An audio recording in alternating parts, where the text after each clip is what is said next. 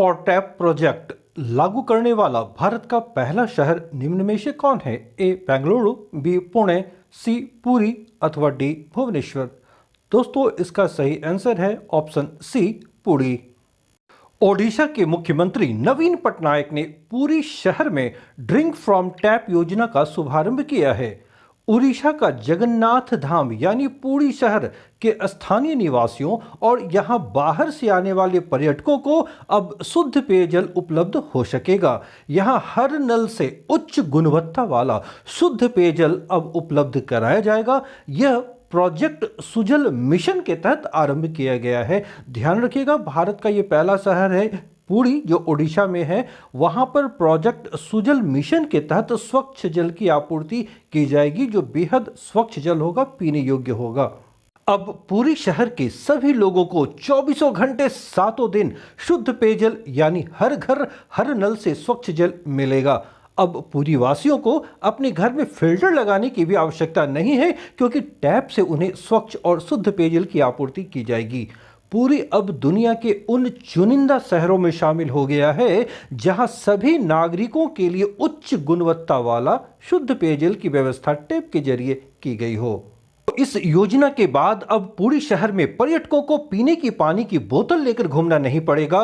Drink from tap योजना शुरू होने से पुरी शहर में सालाना 400 मीट्रिक टन, जी हां 400 मीट्रिक टन प्लास्टिक कचरे की कमी आएगी। यह पर्यावरण के लिए बहुत ही शानदार कदम है।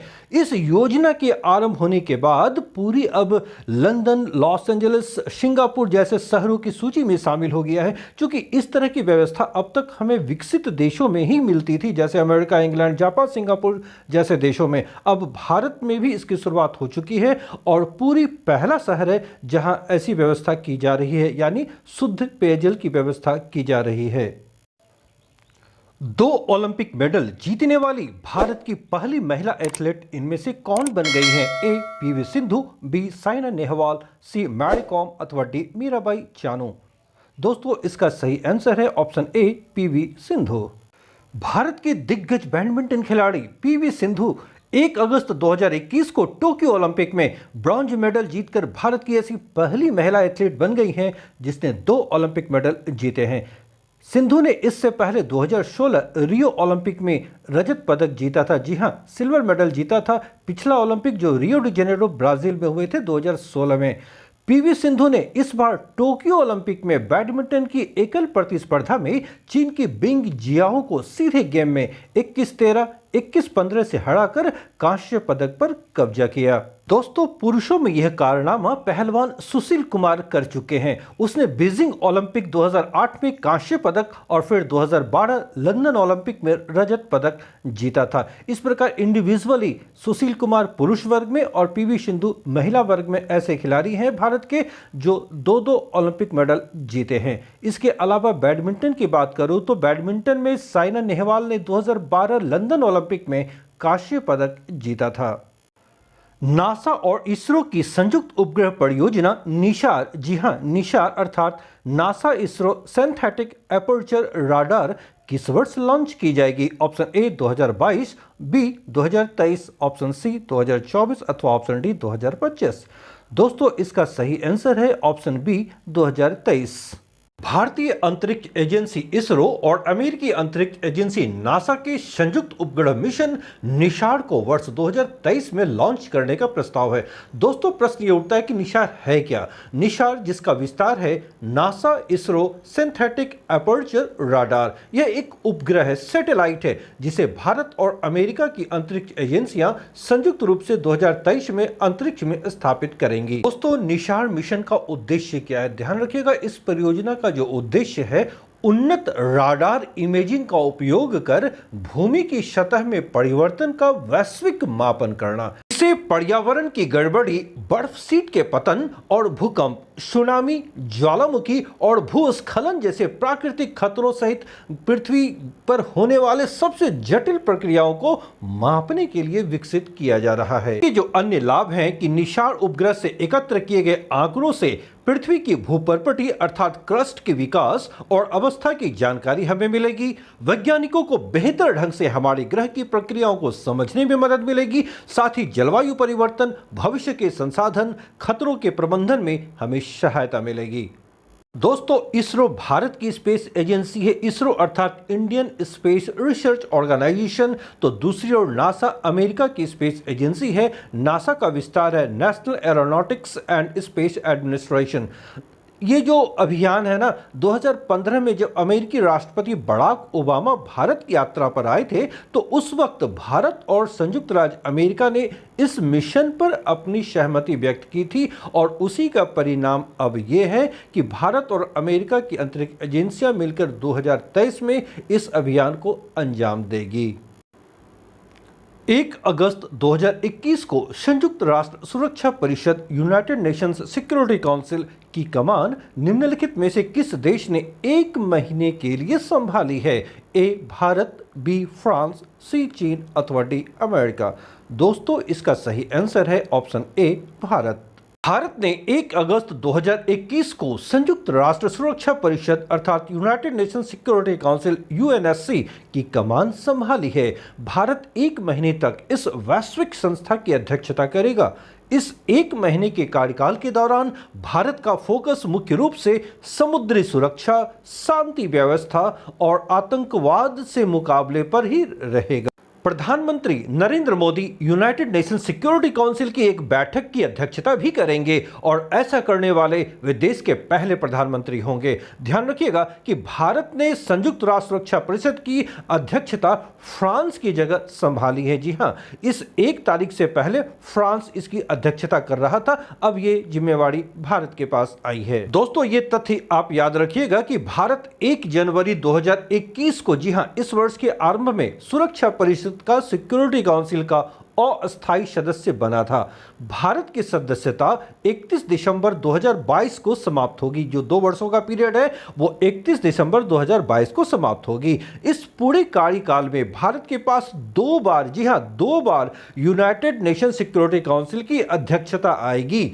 भारत अपने 2 साल की कार्यकाल के अंतिम महीने यानी अगले साल 2022 के दिसंबर में फिर से संयुक्त राष्ट्र सुरक्षा परिषद की अध्यक्षता करेगा। दोस्तों, अस्थायी सदस्य के तौर पर यूनाइटेड नेशंस सिक्योरिटी काउंसिल में भारत का यह 7वां कार्यकाल है। जी हां, 7वां यह कार्यकाल है। भारत इससे पहले सुरक्षा परिषद में 1950-51, 1967-68, 1972-73, 1977-78, 1984-85, 1991-92 में सदस्य रह चुका है। तो ध्यान रखिएगा, ये जो कार्यकाल भारत का है यह 7वां कार्यकाल है जब वह यूनाइटेड नेशन सिक्योरिटी काउंसिल में पहुंचकर अब इसकी अध्यक्षता कर रहा है।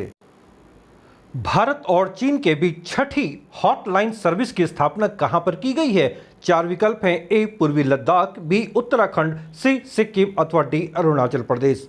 दोस्तों, इसका सही आंसर है सी सिक्किम। भारत और चीन की सेनाओं ने वास्तविक नियंत्रण रेखा पर विश्वास को और बढ़ावा देने के लिए उत्तरी सिक्किम सेक्टर में एक हॉटलाइन सेवा की स्थापना की है। ध्यान रखिएगा, उत्तरी सिक्किम यानी सिक्किम राज्य के उत्तर में एक 6ठा हॉटलाइन सेवा की शुरुआत की गई है। यह हॉटलाइन उत्तरी सिक्किम के कोंगड़ा ला में, यह जगह का नाम है कोंगड़ा ला में, भारतीय सेना और तिब्बती स्वायत्त क्षेत्र के खंबा दजोंग में चीन की पीपुल्स लिबरेशन आर्मी, जिसे पीएलए के रूप में हम लोग जानते हैं, के बीच स्थापित की गई है। इस हॉटलाइन का उद्देश्य संबंधित क्षेत्र में वास्तविक नियंत्रण रेखा पर विश्वास और सौहार्दपूर्ण संबंधों की भावना को आगे बढ़ाना है। यानी जब भी तनाव की स्थिति हो तो आपस में दोनों देश की सेनाएं बात कर सके, हॉटलाइन से संपर्क स्थापित कर सके। यह याद रखिएगा, यह 6ठा हॉटलाइन सेवा है जो सिक्किम में स्थापित की गई है। इसके लाभ क्या हो सकते हैं? तो लाभ यह है कि विभिन्न क्षेत्रों में इस प्रकार की हॉटलाइन की स्थापना सीमाओं पर शांति और सहनशीलता को बढ़ाने तथा बनाए रखने में बहुत उपयोगी साबित होती है। भारत और चीन के बीच स्थापित होने वाली यह 6ठी हॉटलाइन सेवा है। तो इससे पहले जहां पर थे वो ध्यान रखिए, सिक्किम में एक और पहले से मौजूद था। इसके अलावे पूर्वी लद्दाख और अरुणाचल प्रदेश में दो हॉटलाइन की स्थापना पहले ही की जा चुकी है। भारत में डिजिटल भुगतान समाधान को बढ़ावा देने वाला एक इलेक्ट्रॉनिक वाउचर ई रूपी को किसने लॉन्च किया है? ए प्रधानमंत्री नरेंद्र मोदी, बी वित्त मंत्री निर्मला सीतारमण, सी गृह मंत्री अमित शाह अथवा डी वाणिज्य मंत्री पीयूष गोयल। दोस्तों इसका सही आंसर है ऑप्शन ए प्रधानमंत्री नरेंद्र मोदी।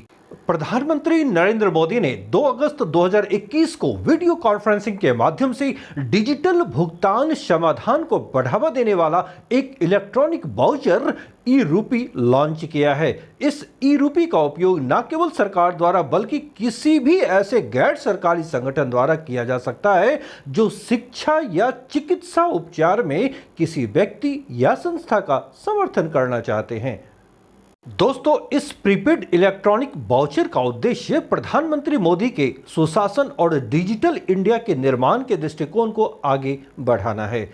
ई रूपी काम किस तरह से करेगी? देखिए ये जो ई रूपी है ना, तो ये डिजिटल भुगतान के लिए एक प्रीपेड, कैशलेस और संपर्क रहित साधन है। जी हाँ, यह एक क्यूआर कोड या एसएमएस स्ट्रिंग पर आधारित वाउचर है जिसे लाभार्थियों के मोबाइल पर सीधा भेजा जा सकता है। इस ई रूपी से एक क्रांतिकारी पहल होने की उम्मीद जताई जा रही है, क्योंकि यह जो साधन है ना, कल्याणकारी सेवाओं की जो लीक प्रूफ डिलीवरी सुनिश्चित करने में यह मदद करेगी। लीक प्रूफ डिलीवरी यानी कहीं भी भ्रष्टाचार इसमें नहीं हो पाएगी, ऐसा माना जा रहा है। यह आयुष्मान भारत और प्रधानमंत्री जन आरोग्य योजना जैसी योजनाओं के तहत विभिन्न मातृ एवं बाल कल्याण योजनाओं, टीबी उन्मूलन कार्यक्रमों, निदान के तहत जो दवाएं दी जा रही है उनमें, और पोषण सहायता प्रदान करने के लिए जारी योजनाओं के तहत विभिन्न सेवाएं देने के लिए भी इसका उपयोग होगा और ये बहुत ही इस क्षेत्र में उपयोगी साबित हो सकती है। 100% कोविड-19 टीकाकरण हासिल करने वाला देश का पहला शहर कौन सा है? ए गांधीनगर, बी चंडीगढ़, सी भुवनेश्वर अथवा डी रायपुर। इसका सही आंसर है ऑप्शन सी भुवनेश्वर। ओडिशा का भुवनेश्वर शहर कोरोना के खिलाफ 100% टीकाकरण कवरेज करने वाला भारत का पहला शहर बन गया है। भुवनेश्वर ओडिशा की राजधानी भी है और यहां 1 लाख प्रवासी कामगारों को भी कोरोना वैक्सीन की पहली खुराक दी जा चुकी है। भुवनेश्वर नगर निगम ने 31 जुलाई तक सभी नगरवासियों को कोरोना का टीका लगाने का लक्ष्य निर्धारित किया था और वो अपने लक्ष्य को हासिल करने में कामयाब रही है। दोस्तों भारत में जो वैक्सीन कोरोना के लिए दी जा रही है वे 3 मुख्य हैं, कोवैक्सीन, कोविशील्ड और स्पुतनिक। इन तीनों के बारे में जान लेते हैं कि कोवैक्सीन भारत बायोटेक द्वारा बनाई जा रही है। इसकी फर्म हैदराबाद में मौजूद है, जी हां तेलंगाना हैदराबाद में। दूसरी कोविशील्ड वैक्सीन एस्ट्राजेनेका और ऑक्सफोर्ड की यह वैक्सीन है, किंतु इसका निर्माण पुणे स्थित सीरम इंस्टीट्यूट ऑफ इंडिया द्वारा किया जा रहा है। तीसरी वैक्सीन स्पुतनिक वी मॉस्को में Gamaleya research institute of epidemiology and microbiology द्वारा विकसित किया गया है। भारत में केरल के पश्चात निम्न में से किस राज्य में जीका वायरस के मामले सामने आए हैं? जी हां, जीका वायरस। ए कर्नाटक, बी महाराष्ट्र, सी तमिलनाडु अथवा डी आंध्र प्रदेश। दोस्तों इसका सही आंसर है बी महाराष्ट्र। केरल के पश्चात महाराष्ट्र में जीका वायरस का पहला मामला सामने आया है। महाराष्ट्र के पुरंदर तहसील के बेलसर गांव की रहने वाली एक महिला के टेस्ट रिपोर्ट पॉजिटिव आई थी। वह महिला जीका संक्रमण के अलावा चिकनगुनिया से भी पीड़ित थी। दोस्तों हाल के दिनों में जीका वायरस के सबसे अधिक मामले केरल में सामने आए हैं। केरल में कुल संक्रमितों की संख्या बढ़कर 63 हो गई है, 63। जीका वायरस एक मच्छर है, ध्यान रखिएगा, यह एक मच्छर है जिसे एडीज नाम से जाना जाता है। WHO यानी वर्ल्ड हेल्थ ऑर्गेनाइजेशन के अनुसार जीका वायरस के एडीज मच्छर दिन में काटते हैं। जी हां, दिन में ये मच्छर काटते हैं और इस वायरस से आम लोगों को तो कोई गंभीर दिक्कतें नहीं होती, किंतु प्रेग्नेंट महिलाओं के लिए यह वायरस बेहद खतरनाक होता है। मरीजों में बुखार, शरीर में दर्द और आंखों के संक्रमित होने की समस्या इसमें आम हो जाती है। सबसे अधिक परेशानी यह है कि कोरोना वायरस के पश्चात अब इस वायरस का भी कोई इलाज नहीं है। इससे बचकर ही जीका वायरस को मात दिया जा सकता है। ध्यान रखिएगा कि जीका वायरस को पहली बार 1947 में युगांडा के बंदरों में पहचाना गया था। जी हां, अफ्रीकी देश है युगांडा, वहां पर बंदरों में यह पहचाना गया था सबसे पहले 1947 में। फिर बाद में 1952 में युगांडा और तंजानिया के लोगों में भी यह पाया गया था। विश्व स्वास्थ्य संगठन की जो चेतावनी है उसके अनुसार जो इसके लक्षण हैं जो जीका वायरस के, वे आमतौर पर 2 से 7 दिनों के बीच मौजूद रहते हैं। अगर आपको मेरा यह प्रयास सफल लग रहा है तो आप इसे लाइक करें, शेयर करें, दोस्तों को इसके संबंध में बताएं। अगर आप नए हो तो सब्सक्राइब करें और बेल आइकन को अवश्य दबाएं ताकि हमारी वीडियोस जैसे आएं तो उसका नोटिफिकेशन आपको यथाशीघ्र मिल सके। मिलता हूं नेक्स्ट सेशन में। Till then bye.